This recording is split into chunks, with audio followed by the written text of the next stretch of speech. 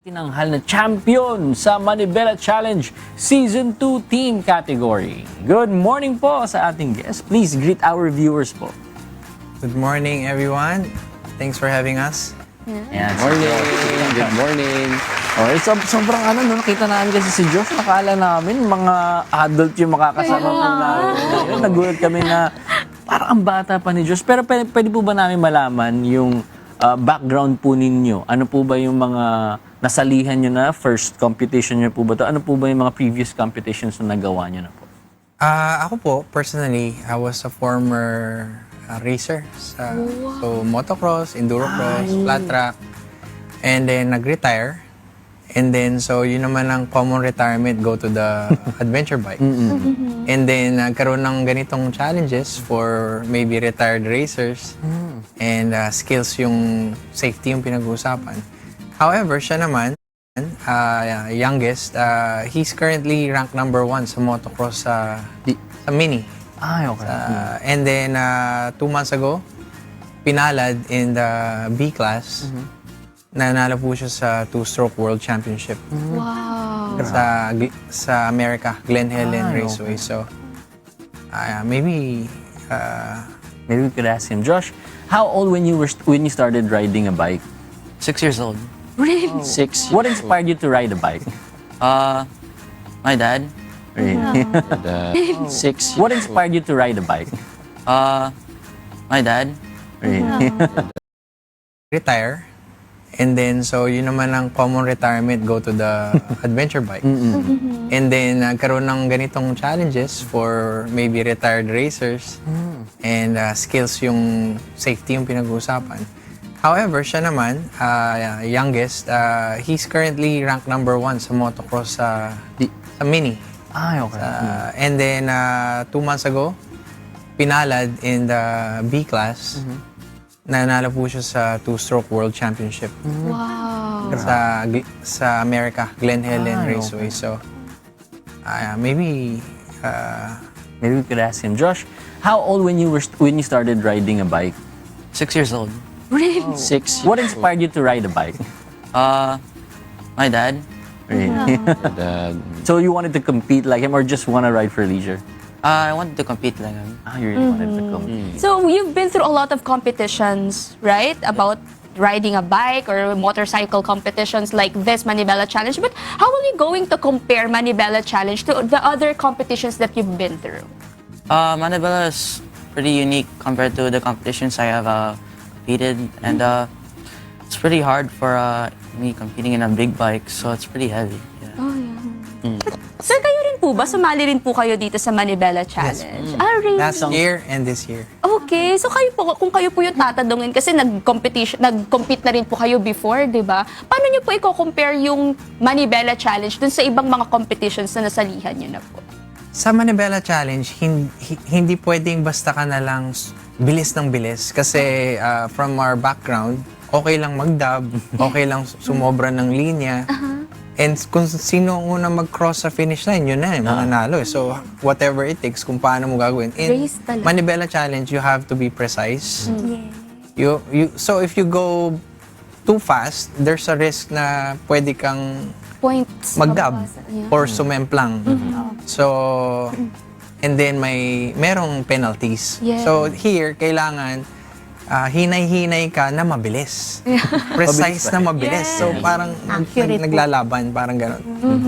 But sir, sa team niyo po, ilan po kayo sa Team Ducati po? Last year po, 10 kami. Kasi ang team category is 10. So, this year, naging 2 teams kami.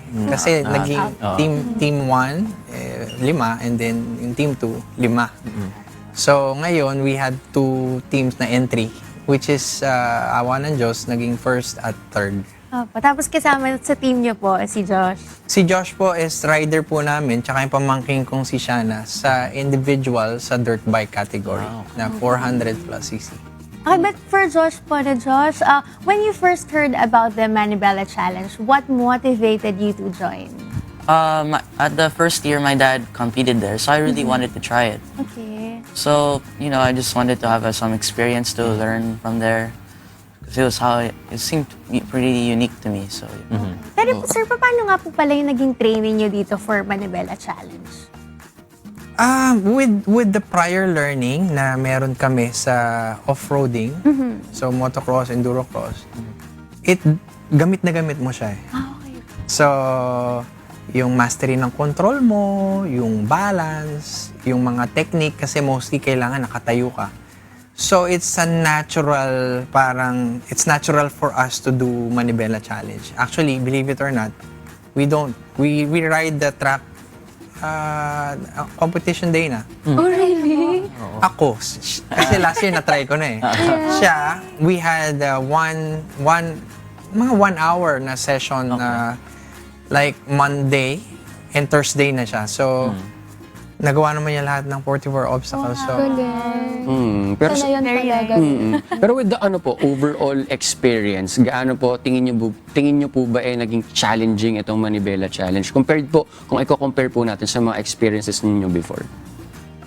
you know, the uniqueness is yung road safety eh. Kasi mahalaga yun sa isip ng tao na you just don't go fast. You have to be safe doing it. Kasi sa racing, no safety. All out.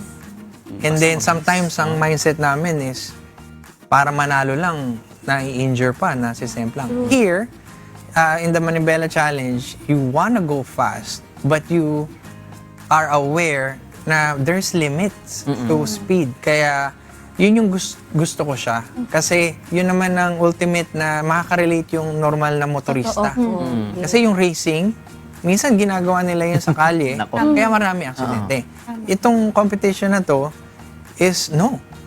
There's limits in trying to go as fast as you can. May limits yung kapit ng gulong, may limits yung, syempre, di ba, yung dinadaanan mo na masyadong tight yan eh, di ba, kahit. So yun yung uniqueness niya talaga.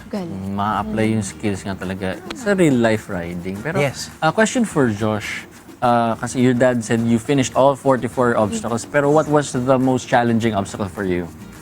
It really depends, but I prefer the loading part because the bike is a lot heavier usual. So, you know, I really think it's so difficult. You know, the bike, when I try to ride it up, you know, sometimes I almost fall or anything. So, kind of hard to be balanced on the bike. So, yeah. Kayo po, ano po naman po yung nakita niyo na pinaka-challenging dun sa obstacles natin sa KDR? For me, 2 months ago kasi when we were in the States, sobrang maaga, I separated my shoulder for lifting his bike papunta sa van. Kasi wala kaming ramp doon eh. So may bike kami. Eh, ang lamig. So hindi ako sanay, walang warm-up. I separated my right shoulder. So, akala ko magaling na. So, and then, so parang 1 month pa lang. So, hirap na hirap ako sa loading ramp. Kasi mayroong position yung kamay ko na pag medyo mataas, parang mabubunot siya kasi yung ligament, meron siyang naging tear dito sa area na to. So, for the event, because of my injury, yung loading ramp yung talaga. Kasi hirap na talaga i-manage yung mga, yung ganong kalaking machine. Yeah, pero you don't ride with injury. Kaso lang, how we're wired as racers, part siya eh. Our boss, Tj Alberto, he wants to win. So, sabi ko kasi ako na lang yung reserve thoughts. And last year, I had a good time. I was the fastest sa team namin. So I have to go and do it for the team. Awa ng Diyos, natatakot ako maging patalo. The competitive. Awa ng Diyos, hindi naman. Nanalo pa rin kami. Pero after nyo po ma-experience itong Manibela Challenge, ano po yung may sasabi ninyo na talagang dapat level of skills and experience na meron ng isang sasali dito sa Manibela Challenge? Ano po yung dapat talaga nilang parang tutukan na skills para mapagtagumpayan din po nila to? Ako kasi with maybe 30 years of intentional skills na na-gain sa off-roading and balance, maganda yung mastery ng control. And I learned that because I was racing seriously. Okay. Ang maganda sa Manibela Challenge, so safe ako pag nag-ride ako sa road, di ba? Ang maganda sa Manibela Challenge, yung mga bagong nagbi-big bike, may expedite yung paggaling nila. Hence, para maging safe sila sa kalye. Kasi, mahirap yung obstacles eh. So, in a sense, mapipilitan silang mag-training, aralin siya, and para sa ikabubuti nila yon actually, para sa safety nila. Kasi, kung wala nung ganun, parang tamarin ka mag-training. Yeah, di ba? Kaka, iba yun eh, mahirap yung obstacles na yun eh. Madali lang minsan yung sa kalye, di ba? Yes. Pero yun, ang hirap eh. Hirap talaga kasi mabigat yung Talagang, kumbaga, mastery ng motor talaga yung ipa-practice mo. Para mas confident nga naman i-drive kapag sa public na. controls actually, mastery of control kasi precision eh. And balance. Eh, di ba yan yung minsan nagkukulang or madalas sa aksidente Yeah. Totoo. sa kalye. Opo. And na-mention po natin kanina no, yung connection nito about road safety. Pero just to emphasize lang din po, paano po nakakatulong yung mga ganitong competition sa road safety? Para sa akin siguro, may mga tao na they are adrenaline junkies or adrenaline seekers. Kailangan mo silang lagyan ng avenue kung saan nila ilalabas yung adrenaline o i-experience. Kasi, yun sila eh. God created them that way. So, sila yung mga alpha, sila yung mga ganon. So, kung wala, baka sa kalye nila gawin, sa wrong avenue. Which is, yun nga, nagiging kamote. Harmful. Kamote, right? Diba? But Wrong, sir, wrong place. Opo. But sir, last season po nabanggit nyo rin po na nanalo po kayo, nag-champion po ang Team Ducati. But this season kayo din po ang nanalo. Sa tingin nyo po, ano po ba yung naging edge nyo po sa ibang mga teams? Bakit po kayo ang nag-champion? Siguro, if I would just observe, yung boss namin si Toti are one of the pioneers, yung family nila, pioneers of big bike riding. So, wala pang mga nagbebenta gaano ng big bike. They're already doing it. So, ang mga naging customer nila are really seasoned and experienced na mga riders. So, sina Master Ray, 62 yun eh.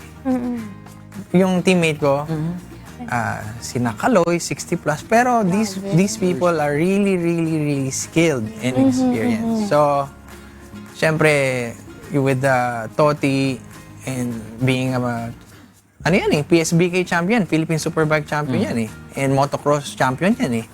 So, you attract your own kind, I guess. So medyo may edge kami. Because of the Alberto family, Ducati. Yeah. Teammates. Malaking part Yeah. talaga yung experience. Tagal na kami magkakilala. Alam niya kung sino re-recruitin niya. Magaling kilala na. At maganda nga na, si George naman nag-start as young as he is. Para kumbaga yung experience talaga niya. By the time he reaches 60, siguro talagang, na siya, gamay niya na talaga ang pagmumotor. Pero as champion and third placer po, na nag-uwi ng 500,000 and 200,000 respectively, sino po ba ang napili niyong beneficiary ng inyong cash prize? At bakit niyo po ito napili? Ang sarap po sa feeling nung meron kang natutulungan na mga less fortunate. For this year po, again, like last year, yung may cancer patients. And ang addition po namin orphanage this year. And yung nagpapaaral po ng mga deserving na mga talagang mga kabataan na sa laylayan ng mga pero maybe if yung education can iahon yung family ng mga nila or mag-start ng panibagong culture. So yun po. So nakafocus pa rin po sa ganun. Yes. So excited po kami. Last year cancer, ngayon po edukasyon. And then, orphanage, di po ba? Wala nang higit na parang masarap tulungan. True. Yung magawa mo, yung passion mo, tapos Yes! nakakatulong ka pa sa ibang tao. Iba po yung nagagawa nun talaga sa atin. Parang mas nagkakaroon tayo ng drive, di ba? Na gawin pa yung mahal nating gawin. Yeah. And having said that po, ano naman po yung maipapayo ninyo? Doon naman sa mga gusto po na sumali sa Manibela Challenge, ano po sa next season?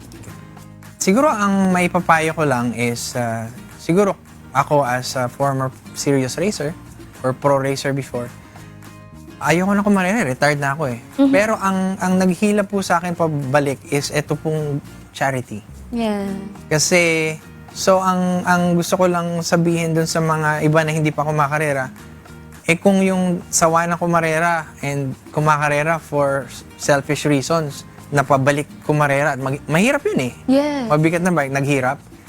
Sila, they wanna race, they wanna experience, they wanna be better. So, if two birds in one blow, go ahead, satisfy your bragging rights or to earn your alam mo yon, your medal. Pero at the same time, you will help the less fortunate. How about Josh? Josh, can you give any advice to those kids who's watching us today, who's also interested to join Manibela Challenge like you? Well, to really race here, you really gotta want it. You know, you really gotta get so into this place where at the point it's no problem. And it's at any exercise or any practice, of course, it's gonna be very hard. It's really part of the serious racing. So yeah. Kailangan gusto, ang dapat consistent. And seryoso. True. Again, thank you so much for joining us today, Sir Sam and Sir Josh. Abangan namin kayo uli sa Manibela Challenge Season 3 to witness your energy, skills, and team spirit. Again, congratulations. And thank you for being here. Thank you po once again, Sir Sam. And Josh, very nice to have you here on GMK. Maraming salamat po ulit sa Team Ducati. And at this point,